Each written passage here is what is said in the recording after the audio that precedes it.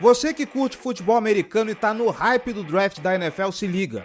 Todo o conteúdo da FN Network nesse mês de abril estará voltado para a cobertura do evento. São mais de 20 criadores de conteúdo dedicados a falar de prospectos e expectativas em podcast, vídeo, lives, rede social e tudo mais. Quer saber quem o seu time vai recrutar? Quer saber se o rival vai pegar aquele seu jogador favorito? Então nos acompanhe e não perca nada. Acesse somosfnn.com.br e encontre todos os perfis de NFL. Vambora!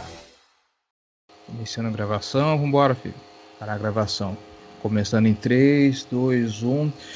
E estamos começando uma edição extra da Casa do Corvo. Vai sem edição, vai sem nada, porque estamos gravando no calor do momento. Caiu uma bomba agora em Baltimore, que é uma bomba lá no Missouri, e a gente vai falar sobre isso agora. Eu estou aqui com Giba Pérez. Boa tarde, Giba. Em cima do laço, hein? Bom dia, boa tarde, boa noite para todo mundo que está ouvindo. Não consegui participar do último episódio por compromissos clubísticos, mas estou aqui para analisar essa troca do Orlando Brown. E com a gente também, João Gabriel Gelli. Boa tarde, João. Isso, que tem menos de 24 horas que a gente se encontrou para gravar o podcast sobre wide receivers e pass rushers, aí cai essa bomba do draft. Eu acredito que o que a gente falou mais sobre o draft não muda, né? Até porque a escolha do Chiefs é mais de final de primeira rodada, mas a gente está aqui para discutir e dar um pouco das relações imediatas, né, sobre essa troca. Podcast de emergência. Pode começar com a abertura do plantão, né? Não vai ter edição, não vai ter recados, não vai ter nada. Vamos direto. Finalmente saiu a troca do left tackle Orlando Brown Jr. Vai pro Kansas City Chiefs. Veja você. O Kansas City Chiefs nessa brincadeira recebe o Orlando Brown Jr., uma escolha de segunda rodada desse draft agora, a escolha 58 do Baltimore, que é originalmente do Baltimore Ravens, e a escolha de sexta rodada de 2022. Em contrapartida, o Baltimore Ravens recebe a escolha número 31, agora de 2021, a escolha de terceiro round também, a número 94, que originalmente era dos Chiefs, a escolha de quarta rodada desse draft também, a escolha número 136, e uma quinta rodada de 2022. Eu estava conversando antes de você chegar, Gelli, aqui com o Giba. A impressão que eu tenho é que essa escolha, se fosse para algum outro time, tudo bem. Para mim, meio que saiu elas por elas. O problema é, o Baltimore Ravens acaba de reforçar o principal rival dentro da conferência. E aí, agora que você chegou, eu quero suas impressões a respeito da escolha, até porque foi você que passou essa informação quentíssima pra gente. Vai lá. Isso, exatamente. Veiculado em primeira mão pelo Adam Schefter, né? Acho que o grande ponto dessa troca a gente bateu muito na tecla, né? Acho que a gente tem que admitir quando a gente se engana, né? Mas eu já achava que o Orlando Brown ia jogar pelo Ravens nessa temporada, achava que iria ficar no time, só ia sair como um free agent na próxima off-season, e aí o Ravens conseguiria uma escolha compensatória eventualmente, né? Achava que não ia ser feita a troca. Acho que ela enfraquece o time no presente momento, e é um time que tem aspirações de conquistar um Super Bowl. Agora aproveitar, né, o final do contrato de calouro do Lamar, né, que está acabando essa janela com um quarterback barato. Acho que a parte que mais causa desconforto na troca como um todo é a questão do destino, né? Porque, você tem uma conferência que tem bons times, o Buffalo Bills é um bom time, e o Chiefs é o time que chegou na final da AFC por 3 temporadas seguidas, jogou nos 2 últimos Super Bowls, ganhou um deles, tem o melhor quarterback da NFL, e você está oferecendo armas para proteger esse jogador, né? Obviamente o De Costa tem que confiar na capacidade dele de escolher jogadores que vão suprir o nosso elenco e fazer com que o nosso elenco e confiar no nosso quarterback para acreditar, né, que o Ravens consiga superar o Chiefs. Assim, acho que do ponto de vista da Costa, esse tem que ser o pensamento mesmo, mas, né, sempre te deixa como atrás reforçar o seu maior adversário. Eu acho que o grande problema é esse, você dar o left tackle para o Chiefs era de longe principal problema deles é a linha ofensiva. Eles não tinham left tackle nem right tackle até o começo do dia e gastaram muita grana num guard. Então, esse seria um problema e talvez você conseguisse competir com muito mais, equiparar muito mais o Chiefs por causa disso, porque se eles tivessem problemas na linha, o Mahomes teria problemas e aí o ataque passaria a não ser tão explosivo quanto era. E aí você trocar o Orlando Brown pela compensação que foi, eu acho que, sinceramente, não vale muito a pena. Eu acho que você recebe pouco para reforçar o principal rival na Conferência Americana. Além disso, claro, você enfraquece o seu time, você perde o seu titular, um dos titulares na linha ofensiva, o jogador mais constante nos últimos anos, versátil. Então, é um problema grande que você cria, agora você vai precisar suprir ele. Aparentemente já tem algo engatilhado para isso, mas mesmo assim, é um jogador novo, chegando num sistema novo, que pode ter trocentos problemas. É um risco que o DeCosta está correndo por uma compensação baixa. Você vai pegar a escolha 31, é a penúltima escolha da primeira rodada. Tudo bem, você tem 2 escolhas de primeira rodada que te dá uma flexibilidade boa para ou fazer uma troca para baixo para pegar mais escolhas de segundo dia, ou escolher 2 titulares que vão ter 5 anos de contrato de calouro, mas ainda assim você cria mais um problema para sanar. E não acho que vale a pena só pela escolha 31 e uma escolha de terceira rodada do Chiefs. Acho que ficou barato, principalmente para quem foi. Porque se o Chiefs liga querendo ele, o mínimo que eu ia pedir era metade da alma do Mahomes. Para o Chiefs ia ser esse preço. Metade da alma do Mahomes foi brabo, né?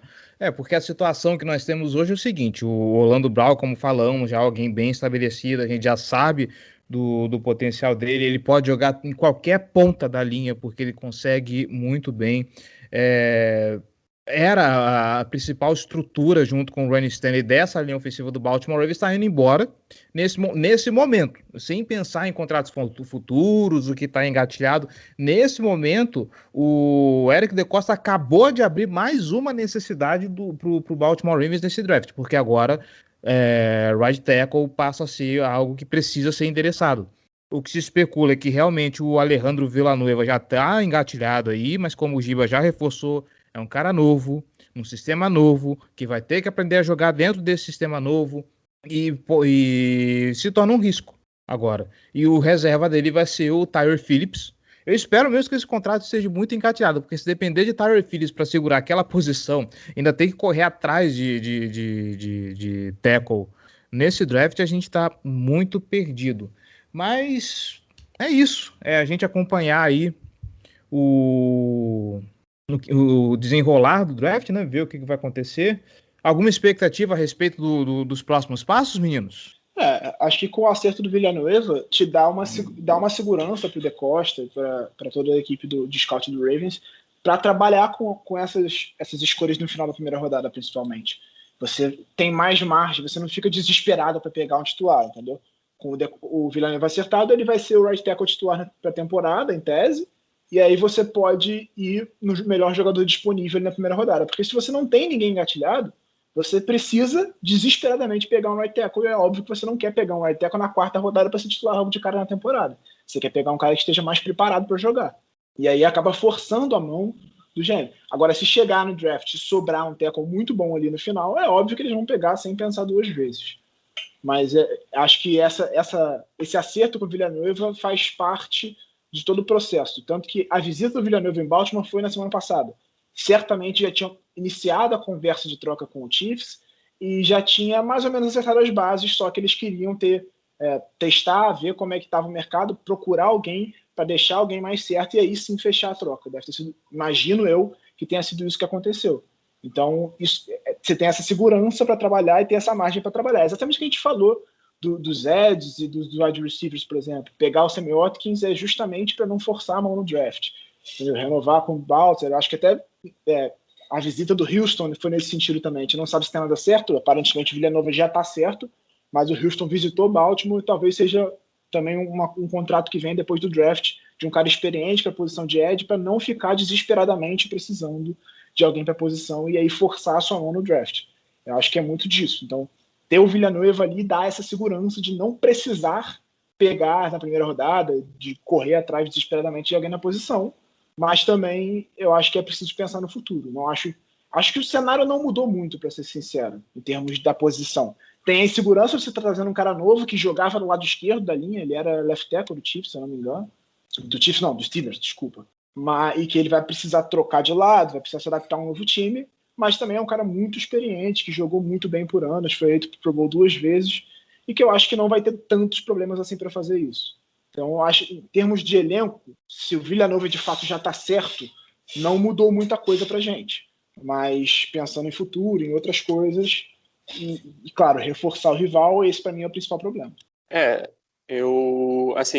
Uma coisa que está um pouco incerta ainda, né, nesse momento que a gente está gravando, é exatamente quais escolhas são de 2022, quais são de 2021, né? Parece que tem aí um conflito dos relatos do Schefter com o do Zrebiec, né? Mas, assim, considerando o que o Adam Schefter reportou, eu peguei aqui, enquanto o Giba estava falando, peguei aqui papel e caneta e fiz as contas usando a tabela de valor de draft do Over the Cap, né, que é um site especializado em transações. E aí os caras de lá, né, o Jason Fitzgerald e o Brad Spielberger, eles desenvolveram uma tabela, né, que dá um valor para cada uma das escolhas do draft, e aí você consegue calcular, né? Tem muitas tabelas nesse sentido, né? A mais conhecida era a do Jimmy Johnson, o ex-treinador, né, e ela ficou conhecida como uma fonte para você tentar descobrir quem se deu bem, quem se deu mal numa troca, só que esses valores da tabela do Jimmy Johnson ficaram desatualizados conforme a NFL evoluiu, né? Começou, por exemplo, o esquema de contratos de calouro, então os escolhas de draft passaram a ter mais valor, porque os jogadores ficaram os jogadores em contratos de calouro estavam mais baratos do que antes de 2011, né? E aí eu peguei isso aqui, né? Eu estou considerando então que o Ravens recebeu a escolha 31, a escolha 94, a escolha 136 e uma quinta rodada de 2022, que deve ser alguma coisa, né? Imaginando a campanha do Chiefs, eu não imagino que eles ficariam de fora dos playoffs, então chutando alguma coisa ali entre a escolha 165, 175, isso aí daria, e aí comparando com o que o Ravens recebeu, com o que o Ravens mandou, que seria a escolha 58, e uma escolha de sexta rodada de 2022, que aí eu calculei também com o Ravens ficando perto dos playoffs, chegando longe, né, na temporada, seria algo em torno da escolha 200, 210. Né? Aí calculei isso e deu o que o Orlando Brown, nesse caso, ele teria o valor, né, excedente, seria o valor equivalente ao Antonio Brown, o Orlando Brown, que seria mais ou menos o valor da escolha 15 geral do draft.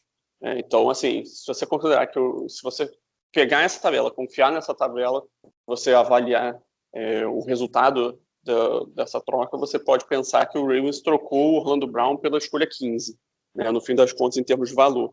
Não é, obviamente, diretamente isso, né, são mais escolhas, você está cedendo posições, e a escolha que o Ravens vai fazer no fim das contas é uma escolha de final de primeira rodada, né? Enquanto a escolha 15 você ainda está dentro dos principais valores da classe, na escolha 31 você já está no segundo escalão, mas, assim, olhando com mais calma, o valor não é absurdo. Eu não acho que o Ravens saiu absurdamente prejudicado, não acho que o Chiefs roubou o Ravens, não acho que o Ravens roubou o Chiefs, não acho que tem nenhum caso para se pensar nisso, acho que o valor da troca por si só, né, no vácuo, ele é perfeitamente razoável.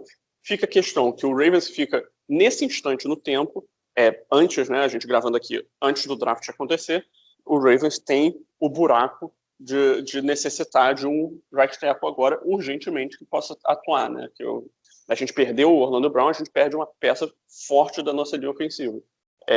E aí, né, se o Alejandro Villanueva assinar com o Ravens, né, um jogador que é conhecido por ser um bloqueador para passes muito bom, mas não tão bom para corrida, mas um jogador de qualidade, que foi um left tackle de bom nível para os Steelers durante um bom tempo. Se o Ravens tem um contrato fechado com ele, tem um contrato de um bom acordo com ele, eu diria que foi uma troca razoável, sabe? O grande problema dela é o que a gente vai falar aqui, vai repetir, justamente ceder um jogador bom como o Antonio Brown, caraca, eu tô falando do Antonio Brown sem parar, não sei porquê, um jogador bom como Orlando Brown pro proteger o lado cego do Mahomes, que é justamente era justamente um dos pontos mais fracos de todo o time do Chiefs, era a questão dos tackles, né?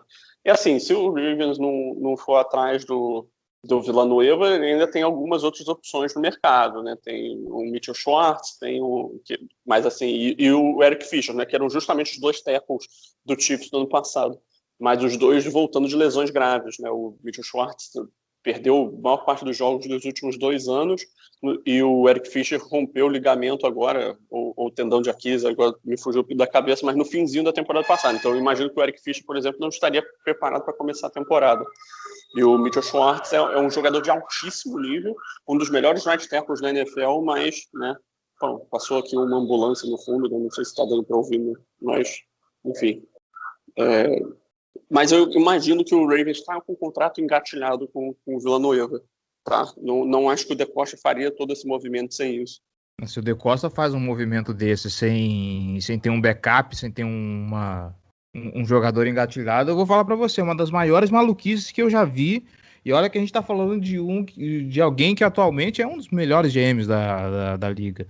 Eu duvido que o DeCosta faria uma loucura dessa de confiar na sorte de draftar, de esperar o draft para trazer alguém, cedendo um jogador tão importante como é o Orlando Brown, ainda mais cedendo um jogador para o time que é, né, que é o Kansas City Chiefs, que como a gente já falou, tinha essa necessidade para endereçar e agora tá levando um baita jogador. Uma questão também nessa troca, e que eu estava até, enquanto já ele estava falando, estava olhando nas redes sociais sobre isso, o Brown está saindo de um time que é o time que mais corre na liga para ir para um time que basicamente é o time que mais passa a bola na liga. E a gente sabe que o Brown não estou falando que é um problema, mas ele era um tackle que bloqueava para a corrida bem melhor do que protegia o passe. A gente tem que ver como para o Chiefs, é interessante a gente ficar de olho como vai ser a adaptação dele a esse esquema no Chiefs, que vai expor ele muito mais a situações de passe do que ele era em Baltimore, e que de fato era o problema dele. Não que fosse realmente uma lacuna absurda, que ele seria 50 sacks por temporada, mas ele é o principal problema dele. Ele é muito bom para corrida e ele é bom para passe. Só que agora ele vai ter que fazer isso em uma quantidade de vezes muito maior na temporada do que o Ravens. Assim como o Jerry falou sobre a questão do Villanueva, que é um cara que tinha problemas para a corrida, mas era muito bom para o passe, o contrário acontece no Chiefs. Eles vão pegar um cara que vai muito bem para a corrida, mas que o principal problema dele era na proteção para o passe. Será que ele vai conseguir se adaptar?